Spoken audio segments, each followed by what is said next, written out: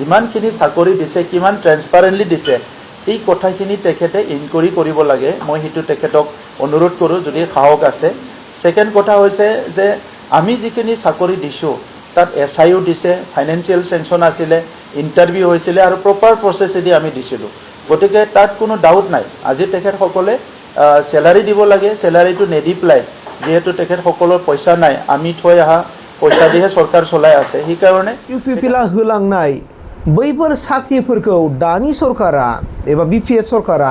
दानजोबगोन नामा खालामबाय well and good मोजांनि बाथ्रा नायफिनदों मोजां बेखौ जों मोस्ट वेलकाम खालामगोन नङा होमबा रायजो राजाफ्राबो लुगैगोन नाथाय बेवहाय माखासे केस सोलिनानै दं आरो बे केस थानायलाय बे माबाखौ साख्रिखौ होनो हानाय जायाखै एनएसफोरना बिथांमोननि थाखायथ' केस जाना दंमोन अब्ला दिनै मानो स्टेटआव दिनै खेबनै होनो हाखो कुइसना बे सिखाबायना सार जै बर' हारिनि गोबावनि उनाव आं दिनै इउटुबाव मोनसे भिडिअ लाबोलायबाय थारमाने आंना दासान्दि माने न'खराव गोबां माखासे जेंना जेथोराफोर जानानै दङ प्रब्लेमफोर जानानै दं दा बैफोर प्रब्लेमनि थाखायनो आङो दिनै भिडिअ बानायनो गोसोआ आंना थारमाने फ्रि जायाखै दा जुदि आं फ्रि जायाब्ला आं बोरै भिडिअ बानायनो बे मोनसे जायो दा बेनिखायनो आंनि गोसोआ फ्रि जायाखैमोन ओंखायनो आं भिडिअ बानायनो हानाय जायाखै एसे मोनसे माथायाव टेनसन थाबाय थायो दा टेनसननि थाखायनो दिनै मा जागोन मा खालामबा मा जागोन बेफोरबायदि माखासे सलुसनखौ नायबा मोननाय जायाखै जायनि फलाव आङो भिडिअ लाबोनो हानाय जायाखै दा दिनै आं लाबोबाय आरो नायगि बेसेबांसिम आं मा लाबोनो हायो नोंथांमोननि खाथियावहाय दा दिनै आङो दहाय नुदों जोंनि आगोलनि बिटिसिनि चिफ प्रमद बर' सारा मोनसे बाथ्रा बुंदों जे मैया दाखालिसो सिगां हारामा महिलारि दानि माने बिटिसिनि चिफ सारा बुंदों जे सांबादिकफोर सोंनायावहाय जे इउपिपिला होलांनाय माखासे साख्रिफोर नङा होमबा नोंथांमोना बयबो मिथिखागौ फरेस्ट डिपार्टमेन्टनो ओमफ्राय बिसिडिसि सेक्रेटारि दा बेफोरनि सायाव इनभेस्टिगेसन खालामगासिनो दं होननाय बाथ्रा जाय जेनुइन बे मोनगोन आरो जाय जेनुइन नङा बियो साख्रि खोमानांगोन होननाय बाथ्रा दा बे बाथ्राखौ सारा होननाया बिटिसि दाजेननायनि उनावनो होनदोंमोन नाथाय दिनै बे थांबाय एमएलए सिमबो बारलांबाय नाथाय दिनैसिमबो किन्तु बिनि फाइनाल रिजाल्टखौ दिनै हारामा महिलारि सारा होनाय जायाखै स' बेखौ लानानै दिनै गोबां माखासे नंगौ बैफोर जायफोरनाखि माने साख्रिफोर मोनदोंमोन जाय साख्रि लादोंमोन बिसोरलाय माथो दाय जाखो बिसोरथ' सरासनस्रा पाब्लिकसो ना दा बिथांमोननि दिनै न'खरनि खोथा दङ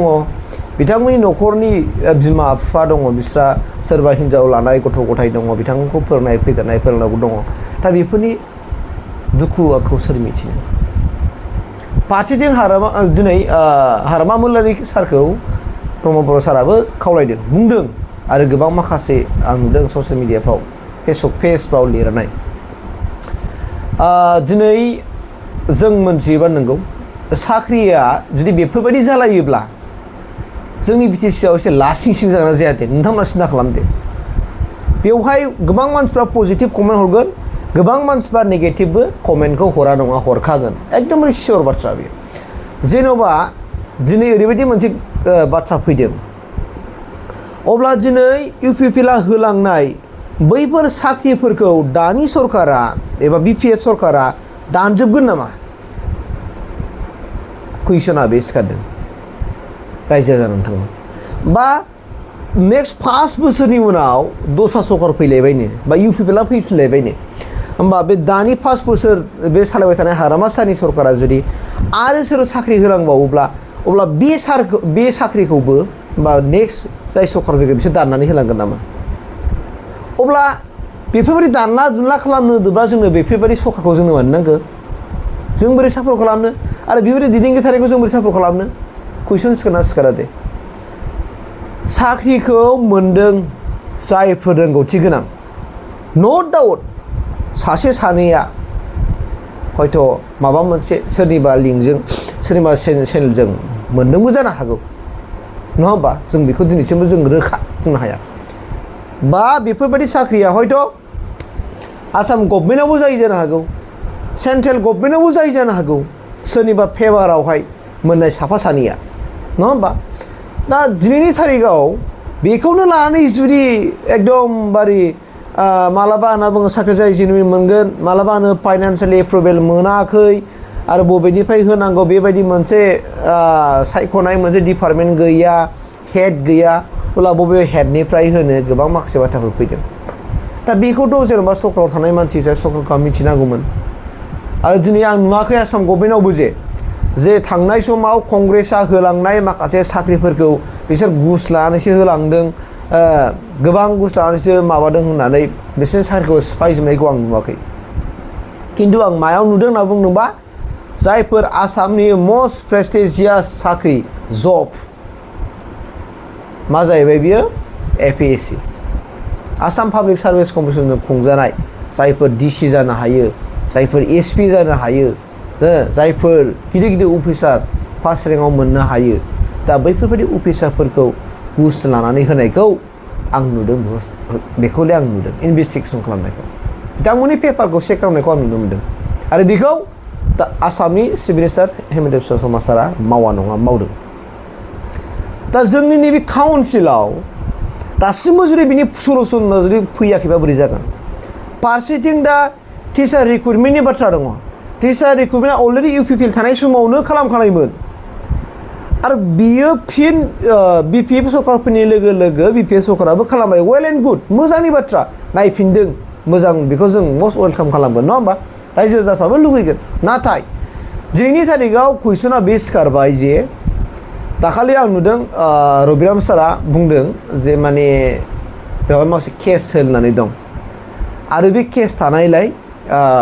बे माबाखौ साख्रिखौ होनो हानाय जायाखै रिजाल्टखौ होनो हानाय जायाखै होननानै बुंदों रबिराम सारा बेवहाय मोनसे कुइसन सिखारबाय दाना जुदि केस दंमारोमोनब्ला स्टेट गभर्नमेन्टआवबो डकुमेन्ट्सनि थाखाय जे जायफोरनाखि डकुमेन्ट्स गैजोबा NS फोरना बिथांमोननि थाखायथ' केस जानांगौमोन अब्ला दिनै मानो स्टेटआव दिनै खेबनै होनो हाखो कुइसना बे सिखारबायना सार 5,500 4,500 खेबनै होलांबाय गोबां BTC ओनसोलनिफ्राय NIOSनि केन्डिडेटफ्रा दिनै स्टेटआव मोनहैजोब्बाय बिथांमोनहा केस दंमोन केसआ सोलिगासिनो दं थेवब्लाबो बिथांमोनहा मोनहैबाय अब्ला जोंनि BTC आव मा जाखो सार आंनाव बे मोनसे कुइसना सिखारदों आरोखि निश्चय BTC आवबोथ' केस आसाम स्टेट गभर्नमेन्टआबोथ' केस दंमोनबा होनो हानाय नङामोन ना आरो जों नुदों 2024नि बाथ्रा बुंनाय आं नुदों 2024निफ्रायनो केस होबायनानै जायफोरनाखि खाथबाव बै समाव गोलैदोंमोन 2024आव बिथांमोनखौ जायफोरखौ होनाय जायाखैमोन बिसोरसो केस होदों मोननांगौ होननानै नाथाय बैफोर केसआ बैफोर 2024आव होनाय केसआ बे माबोरै दानि गोदान रिक्रुटमेन्टजों बोरै इनभल्भ जानो हाखो कुइसना बेयावबो सिखारबाय सार आं बेहाय माने आं बिबेकजों आं सानदों आरोखि 2024आव 24नि उनावसोथ' बे रिक्रुटमेन्ट होनायमोनथ' होमबा 2024नि केसआ मामोन 2024नि केसआ मामोन ओमफ्राय नैबेखिनि दानिया आरो बेजों मा सोमोन्दो थानो हागौ बे बाथ्राया आंनि दिमागाव हाबदों दा बेनि सायावहाय सारमोनासो मिथिसिगोन बेनि आन्दोआव मा दङ माने आं मोनथिदों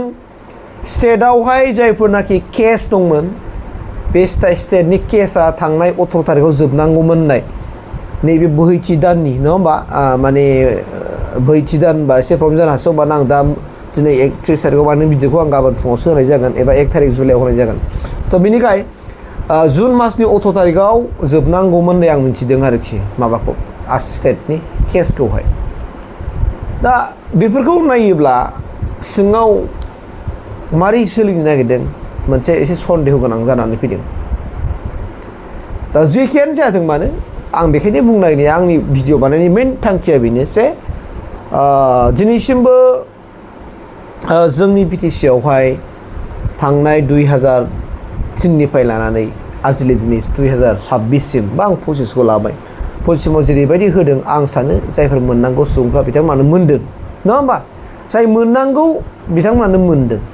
आरो बैफोरबायदियानो मोनदों नङा होमबा आरो दिनै जाय बिथांमोना मोनदों बिथांमोनाथ' गोसो मोदोम जिउ होनानैबो खामानि मावगासिनो दंना बिथांमोननि मानि दाय नाथाय गोबां मानसिफ्रा बुंनो हागौ बे फरेस्टनि सेक्रेटारि सारखौ होनो नाङा फरेस्टखौबो होनो नाङा सिफायनांगौ मानांगौ